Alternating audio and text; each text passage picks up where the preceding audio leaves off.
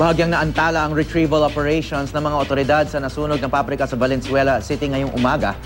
Tiniyak muna kasi nga ligtas ang istruktura sa loob bago magsagawa ng investigasyon. Ilan din sa mga pulis na nasa lugar ang nawalan ng malay dahil sa nakakasulasok na usok mula sa pabrika. May news to go si Oscar Oida.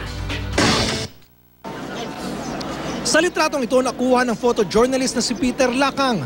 Makikita si P.O. Lumares na nakabulagda sa kalsada habang tinutulungan ng mga kapwa niya pulis. Bigla raw itong nawala ng malay, tumumba at bumula ang bibig habang nagbabantay sa paligid ng nasunog na pabrika dito sa Valenzuela City. Suspetsya ng otoridad, pinagsama-samang pagod, puyat at epekto ng nakasusulasok na usok ang dahilan.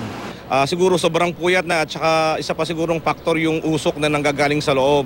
Kaya nga isa yung naging dahilan kung bakit bumagal yung ating retrieval kahapon dahil nga sinasalubong kami ng mga makakapal at may itim na usok at meron pang amoy na talagang hindi mo kayang matake habang nasa loob ka. Sa kuwang ito naman sa loob ng pabrika, makikita ang tindi ng pinsala na dinulot ng sunog. Ayon sa isa sa mga kamag-anak ng isa sa mga pinaniniwalaang natrap sa loob ng pabrika, maski raw pusa, marahil di makatakas sa kakulangan ng malalabasan. Makita ko yung lahat ng kalansay na patong-patong. Wala na. Talagang hindi ko makakilala anak ko kung sino doon sa dami. Paano, tingnan nyo lang, paano makakalabas kahit pusa dyan?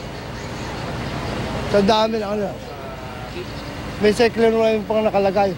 Saan tatanong ng pusa dyan kung sakasakali? Alas 5 ng umaga dapat magpapatuloy ang retrieval operation, pero tumagal hanggang sumikat na ang araw. Nais kasi makasiguro ng otoridad na ligtas sa mga istruktura sa loob bago magsagawa ng investigasyon. Oscar Oida, GMA News.